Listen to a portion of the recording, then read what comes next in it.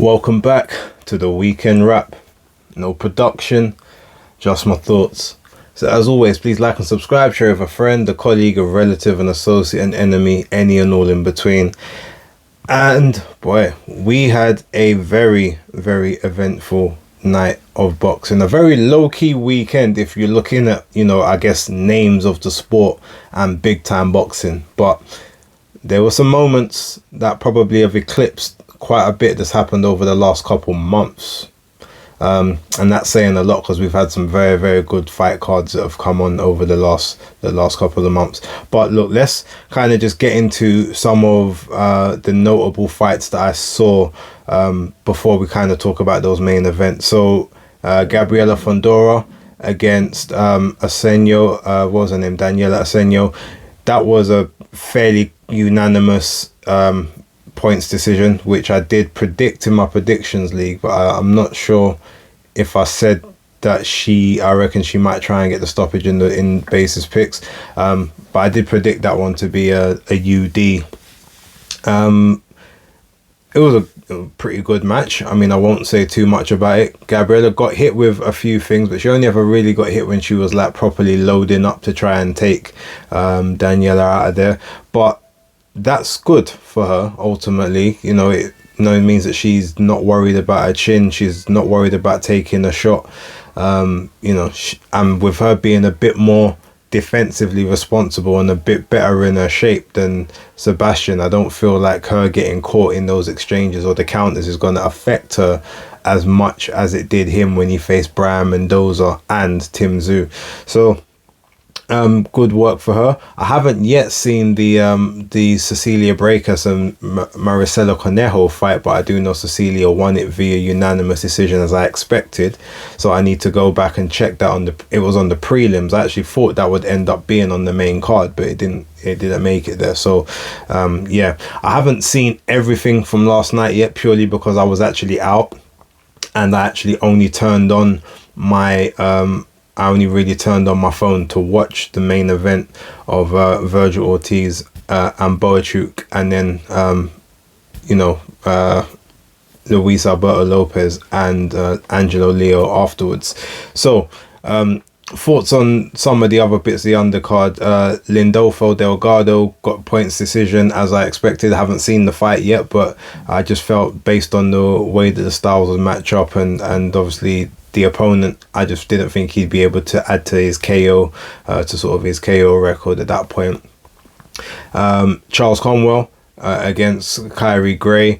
I knew that would be pretty much an easy victory for Conwell. It wasn't really a step up of any sorts. I think it was more of a showcase fight, a fight just to kind of put and to sort of save money on the budget. But that being said, Conwell did his thing, and I'm looking forward to seeing what he does next. He said he was looking at the main event, so you can tell that he's obviously looking at maybe Bohachuk or Ortiz as a future opponent. Don't know if Oscar De La Hoya is actually going to do that. That Oscar doesn't really like to match his stars hard, especially against his maybe people in his roster that are up and coming.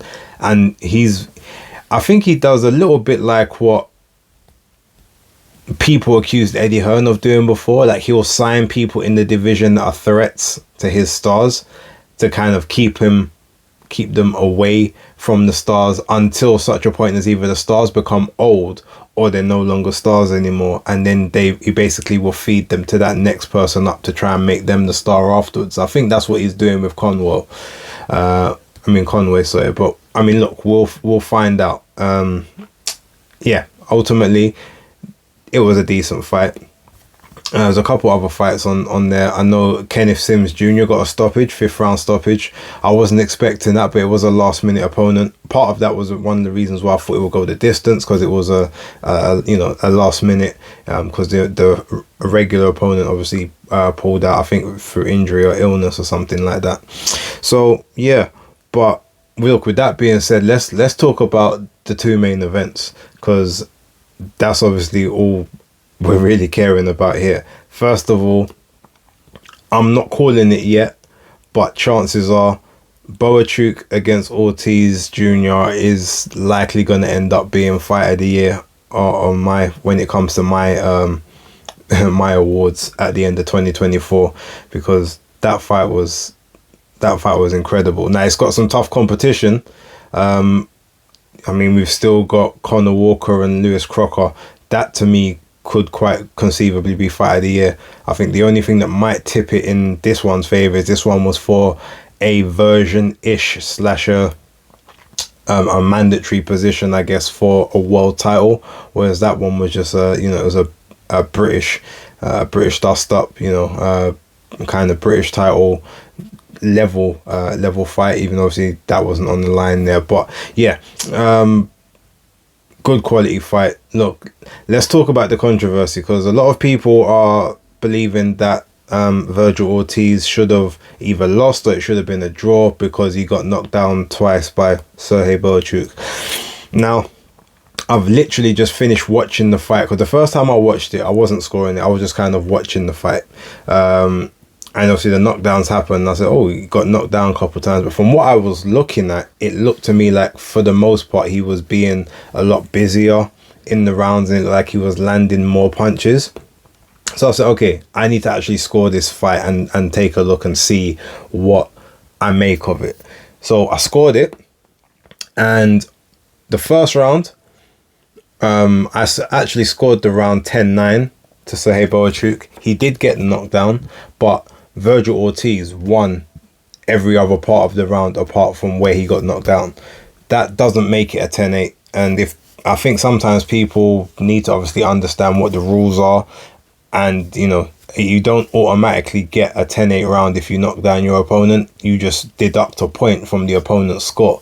If the opponent wins the rest of the round, technically you can have that as a 10-10. In that instance, because obviously especially if it's a 10-point must system, so sometimes that happens, you end up having a 10-10, or you have it as you say, okay, the knockdown was happening, they won the majority of the round, or they came back and made the round close to a certain level. So rather than it being a 10-8, it becomes a 10-9. So you only lose, because they will say, well, you would have won the round had it not been for the knockdown. So you only get penalized the 1 point as opposed to 2. So that's one way to look at it. There's a whole rule book on it and guide. So you can go through the WBC rulings, WBA, how they view sort of knockdowns and what they mean, and how you should judge them and should score them. Now, don't get me wrong. If you had it as a 10-8, I'm not going to argue with you because the knockdown occurred. But by the actual letter of the law and looking at that round, like Virgil Ortiz won basically 85% of the round and took one glancing shot, which basically gave him a flash knockdown. So yeah, that's kind of how I looked at that one. Second round, I gave to Ortiz. Third round, I gave to Ortiz. Fourth round, I gave to Bohachuk. Fifth round, I actually scored draw. I scored it even. If I was going to give it to someone, it would have been Ortiz, but I felt that Bohachuk did enough that he deserved to not lose the round as such. I did think it was they pretty much threw the same amount of shots, probably did the same amount of damage and clean effective punching in that round in my eyes from what I saw. So I gave that one a draw. Round 6, I believe I gave that to Ortiz as well. I've literally got them written down on the phone that I'm recording on. So round 6 I gave to Ortiz, I believe. Round 7 I think I gave to Ortiz. Round 8 I gave to Bohachuk, but again I gave a 10-9 round, because even though yes, he got the flash knockdown again and he did some good work, Virgil Ortiz to me won the majority of that round again, and also hurt and buzzed and wobbled Bohachuk around the ring on 2 instances in that round. So again, I scored it 10-9 to Bohachuk because he did enough to stay, I guess, just ahead. But yeah, I didn't have it as a 10-8. Round 9, I scored to Virgil Ortiz, I believe. Round 10, I think I scored to Ortiz. Round 11, I scored to Bohachuk. No, round 11, so I scored to Ortiz. And then round 12, I scored another 10-10 round. So ultimately, my scorecard was, I had it 114-116 to Virgil Ortiz. So that's obviously 8 rounds. That's 8 rounds to, well, technically it's, yeah, it's 8 rounds to 6. That's what it would have. That's what it would have looked like on the scorecard. So I had it. Obviously, I had 6 rounds clear for Ortiz. I had 4 rounds clear for Bohachuk, and then it was 2 rounds even apiece. So that's kind of how I had it scored it. But again, because I didn't do 10-8 rounds, that's how I ended up getting to the scorecard of 114-116. Had I have done those 10-8 rounds, then it would have been 114-114, which would have equaled the 113, which could have looked like, sorry, the 113 card that one of the other judges gave. So I'm assuming they pretty much done the same thing. Gave Ortiz 7 rounds, gave Bohachuk and gave Bohachuk 5. Whereas me, I guess I gave Ortiz 9 and gave Bohachuk 7 if I'd have done it sort of the 10-8 rounds. So yeah, that's a bit convoluted, but that's sort of how I got to my scorecard. I do think that Virgil Ortiz did win the fight, but it wasn't. It was a close fight, and obviously maybe someone else would have seen one of the other rounds maybe slightly differently. And if they scored the 10-8s, then there could have been an argument that Bohachuk maybe got it by a singular point. But yeah, that's just how I saw it. Ortiz to me was busier throughout the majority. He was landing more shots. Bohachuk threw more, but Ortiz was landing more, quite visibly. And a lot of his shots, he was throwing a lot more shots that were hurting Bohachuk than the other way around. So that's sort of how I had the scorecards. Feel free to give me your scorecards in the in the comments below. Obviously, if you feel like I'm wrong, I'm not gonna debate you, because I understand it was one of those fights you see it how you see it, and you know, maybe if you decide to look at those 10-8 rounds instead of 10-9s, then you know, maybe there's a different conversation to be had. But yeah, that's sort of how I looked at that. But it was a very entertaining fight. Like I said, it's definitely in my top 3 contentions for fight of the year. I've got a couple others I need to go back and rewatch, and obviously we've got another 4 months of the year to go, so you never know what else could pop up. But it's gonna be difficult to not put that one first at the minute. Now,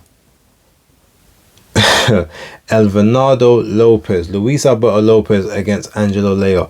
I got this one horribly wrong, and I'm quite happy to state that. I'm not gonna lie, I did factor in that whole Top Rank and PBC you know, counter. Everyone knows, I think this has now made it 19-3 in terms of, you know, PBC and Top Rank matches, in terms of how they shake up and who wins. But Angelo Leo did tremendously in this fight. First of all, I thought that even though he's been at the weight for like 3 or 4 fights now, but I thought he's still like the smaller guy compared to Lopez. But no, they was actually very similar in dimensions. Lopez's erratic style finally caught up with him, because we've always said, like, technically he's not sound, but the fact that he's so unorthodox in the punches that he throws just kind of throws a lot of his opponents, like, just it throws them off, and then he's able to land shots from weird angles that you don't really expect. And he did some really good work with the lead uppercuts, but it's like every time you thought, oh, that he's hurt Angelo Leo came back with a devastating body attack. And Leo's not even known as a puncher, so the fact that he was throwing quite a few punches that were hurting Lopez consistently, that was also shocking. I didn't think that he would have the kind of power to hurt him. Now, I know he hit him with a few low blows, 1 or 2 that the referee didn't see, and then a couple that the ref did, but he was working away to that body, just, you know, taking the air out the tires, you know, putting water in the basement, and, you know, investing for later on down the line. But it was a fairly even-ish fight between, you know, sort of, you know, those first 8 rounds. Honestly, though, I kind of thought Leo was ahead, 5-3 from what I was seeing. Again, I wasn't scoring this one accurately at that time, because I was half asleep. but from what I was seeing, it looked like he was winning the rounds to me just by being more active and you know, sort of countering and just investing more work, body and head. And then ultimately it didn't need to go to the scorecards because round 9 was emphatic, and I'm not sure if anything is gonna beat that for my KO of the year. Angelo Leo, who was 20, what was he, 24 and 1, and he only had like 11 KOs in those 24 fights. Well, he was saving up all of that energy, all of that power for this one, because the way the lazy, you know, sort of the lazy jab came out from Luis Alberto Lopez, and he literally countered him over the top of the jab, bang, square on the jaw, and Lopez fell like a sack of potatoes, bang, head hits the canvas, eyes are wide open, he's just looking up into the stars. Referee's giving him every opportunity, he's counting because obviously he's the champion, he wants to give him an opportunity, but he gets to 8, gets to 9, Lopez is only just about trying to stir at this point. 10, it's over. It was a brutal shot, vicious. One of the most cleanly executed shots I've seen in a while, and it almost reminds me a little bit of the what's the fight with oh gosh, I've forgotten his name. I can't believe I've forgotten his name. You know, I might insert it into the video later. But it happened, the fight from a couple years ago, the guy that he fought Navarrete, and he also fought Shakur Stevenson. Oh, you guys know who I'm talking about. That's gonna annoy me now. Actually, no, you know what? I need to check it. 1 second.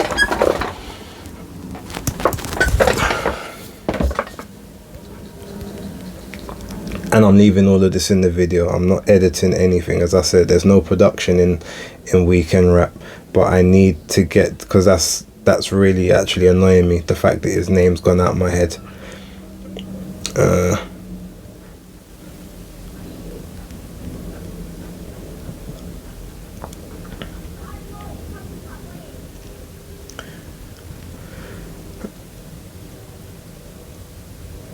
Oscar Valdez, that's it. Yeah, it was when Oscar Valdez fought Miguel Berchelt. Yeah, the knockout, the way the left hook landed was very, very similar to that Valdez Berchelt left hook that he landed.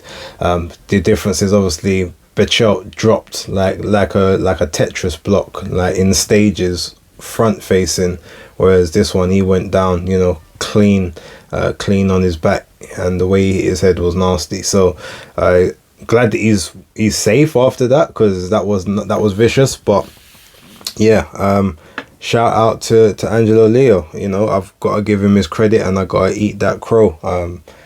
I didn't expect him to be able to do what he done. But yeah, so now that 126 division, there's some tenders in there. You got Ray Vargas, you got Rafael Espinoza, you've got Nick Ball, and now you got Angelo Leo. So let's get some unifications going.